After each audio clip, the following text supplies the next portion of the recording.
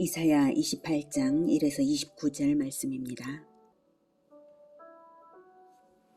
28장. 에브라임의 술 취한 자들의 교만한 면류관은 화 있을진저. 술에 빠진 자의 성, 곧 영화로운 관같이 기름진 골짜기 꼭대기에 세운 성이여, 쇠잔에 가는 꽃 같으니 화 있을진저.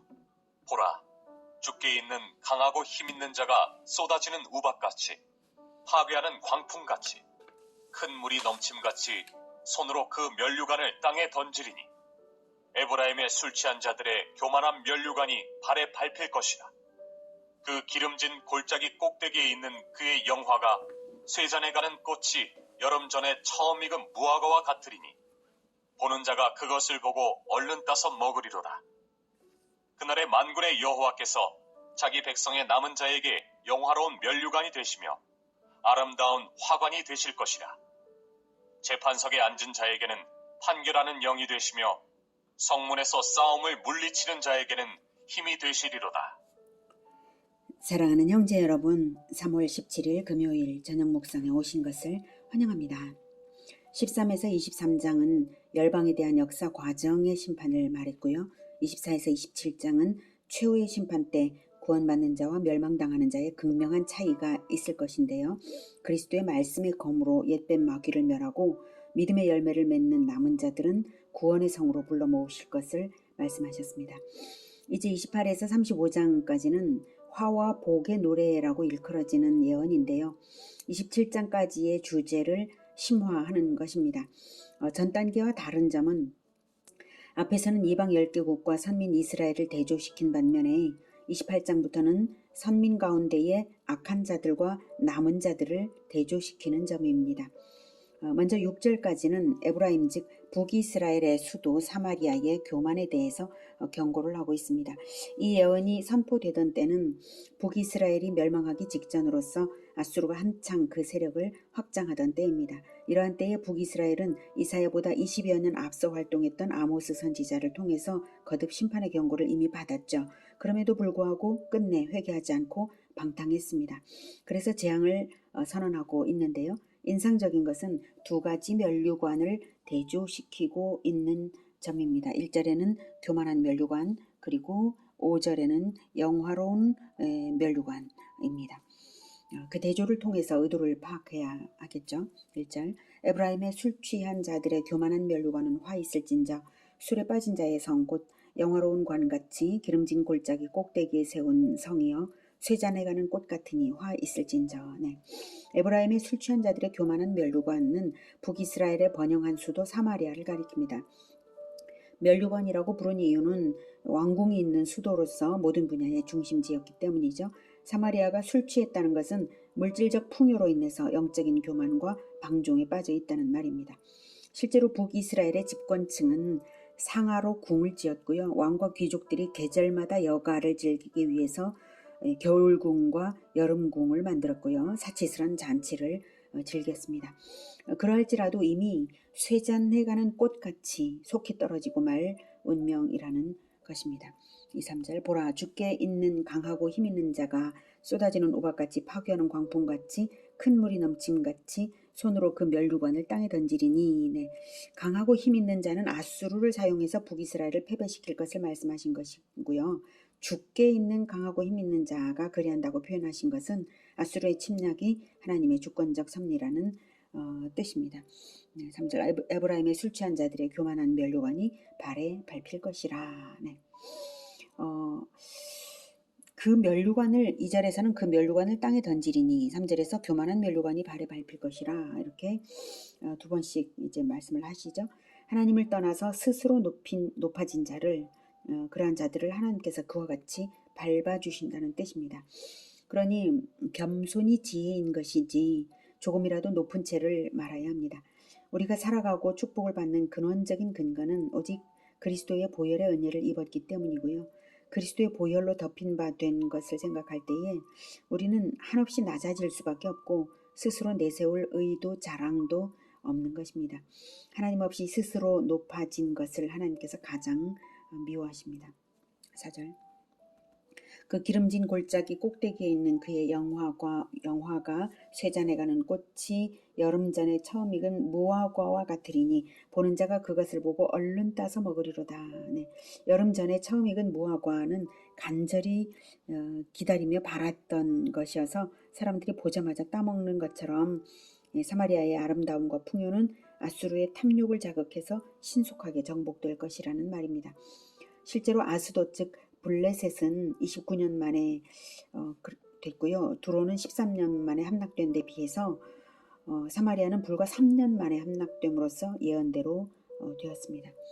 5절 그날에 만군의 여호와께서 자기 백성의 남은 자에게 영화로운 면류관이 되시며 아름다운 화관이 되실 것이라. 재판석에 앉은 자에게는 판결하는 영이 되시며 성문에서 싸움을 물리치는 자에게는 힘이 되시리로다. 4절까지 내용과 완전히 대조되는 내용이죠. 이것은 자기 백성의 남은 자에게 대한 말씀입니다. 하나님은 자기를 경외하는 남은 자들은 확연하게 구분하시며 보호하시고 기쁨과 영광을 주십니다. 남은 자들로 인해서 기쁨과 영광을 얻으셨기 때문입니다. 그런데 이 남은 자들이 누구인가 할 때에 6절에 보면 재판석에 앉은 자 그리고 성문에서 싸움을 물리치는 자라는 힌트가 있어요. 남은 자들에게 판결의 영과 승리의 힘이 되어 주신다니 이 남은 자들은 남유다를 의미합니다. 즉 북이스라엘이 멸망하여도 하나님께서는 남유다는 남기셨어요. 7절을 보면 그 의미가 확연해지면서 그러나 이 남은 자들조차도 변질된다는 것을 알게 하십니다. 7절 그리하여도 이들은 포도주로 말미암아 그리하여도 이들은 즉 남은 자들은 포도주로 말미암아 옆걸음치며 독주로 말미암아 비틀거리며 제사장과 선지자도 독주로 말미암아 옆걸음치며 포도주에 빠지며 독주로 말미암아 비틀거리며 환상을 잘못 풀며 재판할 때에 실수하나니 네. 그리하여도 이들은 남은 자들이었을지라도 이들은 변질된다 이것이죠. 제사장과 선지자도 라고 말하고 있어요. 제사장이 분명히 있어요. 북이스라엘은 제사장이 없잖아요. 그래서 남유다를 말하는 것이고요. 그들이 남았을지라도 결국은 그들도 사마리아를 본받아서 방탕하고 혼미하게 변질될 뿐만 아니라 하나님께서 환상으로 계시를 주셔도 그 해석을 바르게 해석하지도 못하고 재판도 바르게 하지 못합니다. 6절에서는 분명히 하나님께서 이들에게 판결하는 영이 되어주신다고 하셨는데도 왜 이렇게 변질되었는가 하면 이들 자신이 하나님을 밀어낼 때 결국은 판결의 영이 밀려나는 것이고요. 싸움을 물리칠 힘도 사라지는 것이기 때문입니다. 북이스라엘의 멸망 때에는 남유다가 남겨졌으나 그 자신도 최종적인 심판을 당해야 했던 것이죠. 그래서 이 남유다의 변질을 통해서 우리가 분명히 알아야 합니다. 한때 신앙이 좋았던 것이 전부가 아니라 믿음이란 끝까지 변질 없이 끝까지 가야 한다는 사실입니다. 그러니 우리가 얼마나 가난한 심령으로 우리 주 예수 그리스도와의 연합을 사모해야 하겠습니까? 우리가 얼마나 변질되기 쉬운 자인지를 깊이 알아야 됩니다. 그래서 예수님을 달마다 사모해야 마땅한 것입니다. 예수님도 산상수훈의 첫 메시지가 바로 마태복음 5장 3절에 심령이 가난한 자는 복이 있나니 천국이 그들의 것이며 라고 말씀하셨죠. 이 산상수훈의 첫 마디였습니다. 이것이 구원받는 자의 마음 자세입니다. 이것을 잃으면 천국이 없어요. 천국 백성은 반드시 가난한 심령, 그래서 예수님을 갈급하게 원하는 그 심령을 놓치면 안 되는 것입니다. 예수님과의 연합을 사모하는 사모함이 사라지는 순간 인간의 의가 앞세워지고 은혜는 사라지고 변질이 시작된다고 봐야 하는 것입니다. 자, 이제 이렇게 7절부터는 백성들에게 올바른 경계와 교훈을 베풀어야 할 책임자들이 오히려 먼저 부패하여 죄악에 빠진 남유다의 지도자들의 죄를 지적하기 시작을 합니다. 7절부터 듣죠. 그리하여도 이들은 포도주로 말미암아 옆걸음치며 독주로 말미암아 비틀거리며 제사장과 선지자도 독주로 말미암아 옆걸음치며 포도주에 빠지며 독주로 말미암아 비틀거리며 환상을 잘못 풀며 재판할 때에 실수하나니 모든 상에는 토한 것 더러운 것이 가득하고 깨끗한 곳이 없도다. 네, 남유다의 변질상을 볼 때 제사장과 선지자마저 술에 취해 있다는 이것은 얼마나 심각한 방종에 빠졌는지를 단적으로 보여주는 것입니다. 한편 여기서 선지자들은 이사야처럼 개별적 부르심을 받은 자가 아니라 선지 학교에서 선지자 교육을 받은 선지자 집단을 가리킵니다. 선지 학교는 사무엘 때 시작이 되어서 엘리야와 엘리사를 통해서 활성화되었죠. 그런데 그 선지자들과 제사장들이 술에 취하는 세태였어요. 특별히 제사장들은 제사직을 수행할 때 술을 결코 먹을 수 없었는데도 말입니다. 네. 회막에 들어갈 때만 아니라 모든 규례를 이스라엘 자손에게 가르치리라 한 제사장들이잖아요. 레위기 10장 9에서 11절을 보면 제가 읽겠습니다. 너와 네 자손들이 회막에 들어갈 때에는 포도주나 독주를 마시지 말라. 그리하여 너희 죽음을 면하라.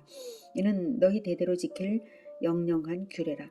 그리하여야 너희가 거룩하고 속된 것을 분별하며 부정하고 정한 것을 분별하고 또 나 여호와가 모세를 통하여 모든 규례를 이스라엘 자손에게 가르치리라. 이렇게 이스라엘 자손에게 가르칠 제사장들인데 평소 늘 말씀을 가르치는 자들이 어떻게 술에 취해 있을 수가 있단 말입니까? 과거 아론의 두 아들 나답과 아비후가 술에 취해서 다른 불로 향을 피우다가 죽음당한 일을 생각하면 이럴 수가 없는 일이죠. 제사장들이 이러할진데 보통 사람이야 말할 나위가 없겠죠. 그래서 모든 상에는 토한 것 더러운 것이 가득하고 깨끗한 곳이 없도다. 잔치상이 토한 것으로 더러워진 것처럼 남유다 전역 깨끗한 곳이 없다. 남유다 전역도 부패하여 더러워졌음을 암시하는 말입니다. 그런데 그렇게 더러워졌음에도 불구하고 자기들의 주제를 모르고 제사장과 선지자들은 이사야를 가리키며 이렇게 말합니다. 9절. 그들이 이르기를 그가 누구에게 지식을 가르치며 누구에게 도를 전하여 깨닫게 하려는가? 젖떨어져 품을 떠난 자들에게 하려는가? 대저 경계에 경계를 더하며 경계에 경계를 더하며 교훈에 교훈을 더하며 교훈에 교훈을 더하되 여기서도 조금 저기서도 조금 하는구나. 네, 거짓 지도자들은 이사야 선지자의 책망과 경고를 듣고 자기들이 할 일을 하는 것을 보고 부끄러워하며 회개해야 할 것인데 오히려 이사야를 조롱하는 것이죠. 누구에게 도를 전하여 깨닫게 하려는가? 젖떨어져 품을 떠난 자들에게 하려는가? 네. 이사야의 교육 행위가 아무 소용이 없는 짓이라고 비웃는 것인데요. 자기들처럼 이미 다 알고 있는 사람들에게는 필요도 없는 짓을 왜 하냐 이러면서 비아냥거리고 있는 거예요. 대저 경계에 경계를 더하며 경계에 경계를 더하며 교훈에 교훈을 더하며 교훈에 교훈을 더하되 여기서도 조금 저기서도 조금 하는구나. 반복적이고 계속적으로 엄마가 어린 자식을 타이르듯이 교훈을 멈추지 않는 이사야를 오히려 비웃는 것입니다. 사실 하나님의 말씀은 그렇게 가르쳐야 하는 것이죠. 인간이 얼마나 쉽게 잊어버리고 얼마나 쉽게 변질되는 존재인가요? 그러니 이사야처럼 경계에 경계를 더하며 경계에 경계를 더하며 교훈에 교훈을 더하며 교훈에 교훈을 더하되 여기서도 조금 저기서도 조금 계속해서 가르쳐야만 하는 것이죠. 교만한 제사장들과 선지자들에게는 그러므로 이미 하나님의 말씀이 들어설 자리가 없었습니다. 그래서 이렇게 말해요. 그래서 이제 이사야가 대답을 합니다. 11절부터. 하는도다. 그러므로 더듬는 입술과 다른 방언으로 그가 이 백성에게 말씀하시리라. 전에 그들에게 이르시기를 이것이 너희 안식이요 이것이 너희 상쾌함이니 너희는 곤비한 자에게 안식을 주라 하셨으나 그들이 듣지 아니하였으므로 여호와께서 그들에게 말씀하시되 경계에 경계를 더하며 경계에 경계를 더하며 교훈에 교훈을 더하며 교훈에 교훈을 더하고 여기서도 조금 저기서도 조금 하사 그들이 가다가 뒤로 넘어져 부러지며 걸리며 붙잡히게 하시리라. 네, 11절에 그러므로 더듬는 입술과 다른 방언으로 그가 이 백성에게 말씀하시리라. 알아듣기 쉽게 이사야는 잘 가르쳤어요. 근데 그렇게 알아듣기 쉽게 잘 가르쳐 말하던 이사야의 경고의 말을 무시한 남유다가 이제 이사야의 가르침을 밀어냈으므로 이제는 이방 언어로 심판 선언을 듣게 되리라는 것입니다. 이 예언은 아수르 사네립 왕의 사신 랍사게가 히스기야 때에 예루살렘 성을 향하여서 사네립의 말을 전함으로써 예언대로 되었습니다. 12절 전에 그들에게 이르시기를 이것이 너희 안식이요 이것이 너희 상쾌함이니 너희는 곤비한 자에게 안식을 주라 하셨으나 그들이 듣지 아니하였으므로. 네, 전에 그들에게 이르셨다는 것은 율법으로 가르치신 것을 말씀하시는 거예요. 그 율법으로 가르치신 하나님의 명령의 핵심이 이것이죠. 이사야가 반복적으로 가르친 것도 이것입니다. 곤비한 자에게 안식을 주는 사랑 실천, 그것이 바로 너희 안식이요 이것이 너희 상쾌함이다. 이것입니다. 예, 이웃을 사랑하는 것이 바로 하나님을 하나님의 마음을 시원하게 해드리는 것이고 그것이 참된 안식이 되는 거죠. 그러나 남유다는 율법은 받았어도 가르침은 안 받았기에 이제 심판 선언을 합니다. 13절 여호와께서 그들에게 말씀하시되 경계에 경계를 더하며 경계에 경계를 더하며 교훈에 교훈을 더하며 교훈에 교훈을 더하고 여기서도 조금 저기서도 조금 하사 그들이 가다가 뒤로 넘어져 부러지며 걸리며 붙잡히게 하시리라. 네. 이방인의 입을 통하여서 반복적으로 듣게 되고 율법의 참된 실천은 그들에게는 없었으므로 스스로 실족해서 행한 대로 보응을 받으리라 라는 말씀입니다. 그들이 말한 그대로 반복하여 말씀하심으로써 행한 대로 갚으시는 하나님을 나타내고 있습니다. 14절 이러므로 예루살렘에서 이 백성을 다스리는 너희 오만한 자여, 여호와의 말씀을 들을지어다. 너희가 말하기를 우리는 사망과 언약하였고 수월과 맹약하였은즉 넘치는 재앙이 밀려올지라도 우리에게 미치지 못하리니 우리는 거짓을 우리의 피난처로 삼았고 허위 아래에 우리를 숨겼습니다 하는도다.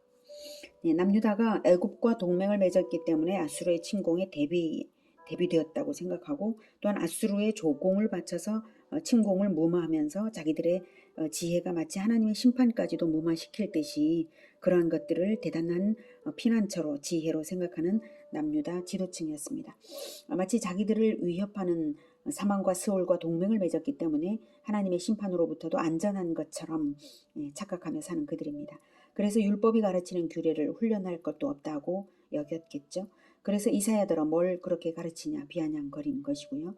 그러므로 자의적 기준으로 심판을 피할 수 있다고 여기는 그들에게 하나님께서 기준을 제시하십니다. 16절 그러므로 주 여호와께서 이같이 이르시되 보라, 내가 한 돌을 시온에 두어 기초를 삼았노니 곧 시험한 돌이여 귀하고 견고한 기초돌이라.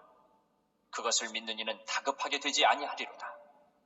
나는 정의를 측량줄로 삼고 공의를 저울초로 삼으니 우박이 거짓의 피난처를 소탕하며 물이 그 숨는 곳에 넘칠 것인즉 너희가 사망과 더불어 세운 언약이 패하며 수월과 더불어 맺은 맹약이 서지 못하여 넘치는 재앙이 밀려올 때에 너희가 그것에게 밟힘을 당할 것이라.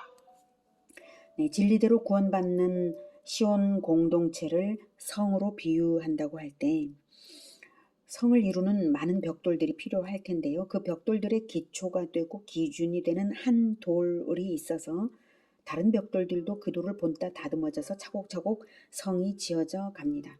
기준이 되는 것이 있어서 한 몸을 이루어서 성이 되는 그 기초역 기준은 아무렇게나 되는 것이 아니고요. 시험한 돌이요 견고한 기초돌, 시험한 돌이요 견고한 기초돌입니다. 그리고 그 기초돌 옆에 이어져 쌓아지는 돌들은 기초돌과 마찬가지로 시험한 돌이요 귀하고 견고한 돌들일 것은 당연한 것입니다. 하나님은 율법의 제사법을 주셔서 그리스도의 대속의 진리를 세우셨고 마침내 온 생애를 바쳐서 고난의 십자가를 지심으로 교회의 기초가 되신 분은 우리 주 예수 그리스도이십니다. 그러므로 율법이 주어진 이상 구약의 선민들은 오실 그리스도를 율법에서 배우며 십자가 정신을 율법에서 배우며 함께 따르는 산돌들이 되어야 마땅한 것이죠. 그 대속의 고난을 기꺼이 짊어지는 그 정신을 배워야 합니다. 그래야 마땅한데 그리스도를 따라 십자가 정신으로 시험한 돌이요 귀하고 견고한 돌들이 되는 자들은 결코 다급하게 되지 아니하지만 그래서 그러나 그것을 무시하면 결국 심판을 당한다는 것이죠. 그들은 시험한 돌이요 귀하고 견고한 산 돌들이 되기까지 부지런히 율법을 배우기를 경계에 경계를 더하며 경계에 경계를 더하고 교훈에 교훈을 더하며 교훈에 교훈을 더하되 여기서도 조금 저기서도 조금 받는 그 가르침을 귀히 여겨 배우고 배운 자들입니다. 그들만은 결코 다급하게 되지 아니하는 것입니다. 왜냐하면 17절에 말씀하시는 것처럼 정의를 측량줄로 삼고 공의를 저울추로 삼으시는 하나님의 기준에 합당한 정의와 공의가 이미 연단되기 때문입니다. 그때 기초가 없고 기준도 무시한 자들에게는 우박이 여기 말씀하시죠.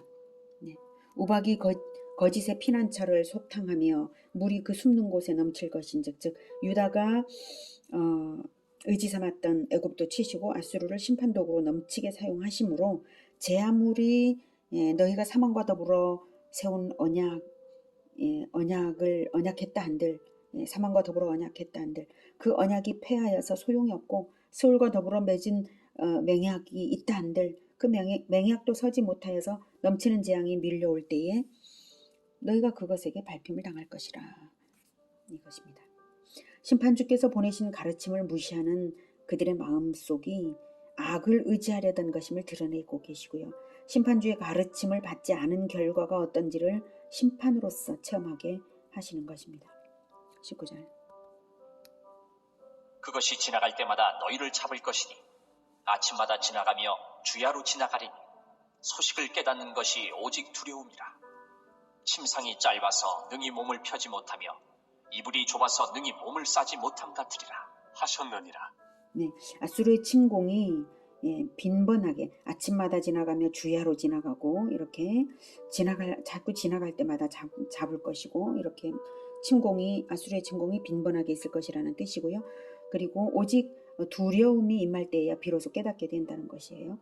그리고 발 뻗고 잘 수도 없는 그러한 것이라는 말입니다. 21절.